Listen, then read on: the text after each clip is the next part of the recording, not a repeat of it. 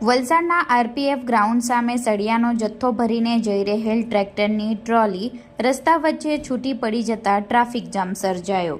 શનિવારના 2 કલાકની મળતી માહિતી મુજબ વલસાડના આરપીએફ ગ્રાઉન્ડ પાસે હાલ ઓવરબ્રિજની કામગીરી ચાલી રહી છે, જેને લઈ રસ્તો અવરજવર માટે એક લેન્થમાં ચાલુ રાખવામાં આવ્યો છે, જેમાં ઘણી વખત અકસ્માત અથવા તો ટ્રાફિક જામની સમસ્યા થતી હોય છે। વલસાડના આરપીએફ ગ્રાઉન્ડની સામે આજરોજ રોડ પર એક ટ્રેક્ટર ટ્રોલીમાં સળિયાનો જથ્થો ભરીને જઈ રહ્યું હતું, જે દરમિયાન રસ્તાની વચ્ચોવચ્ચ આ સળિયા ભરેલી ટ્રોલી ટ્રેક્ટરમાંથી છૂટી પડી ગઈ હતી, જેના કારણે ટ્રોલીમાં ભરેલ સળિયાનો જથ્થો રોડ ઉપર પથરાયો। જો કે સદનસીબે આ ઘટનામાં કોઈને જાનહાનિ કે ઈજા થઈ ન હતી। ટ્રોલી છૂટી પડી જતાં ટ્રેક્ટર રસ્તાની સાઈડે આવેલ ખાડામાં ફસાઈ ગયું હતું અને ટ્રાફિક જામ સર્જાયો હતો।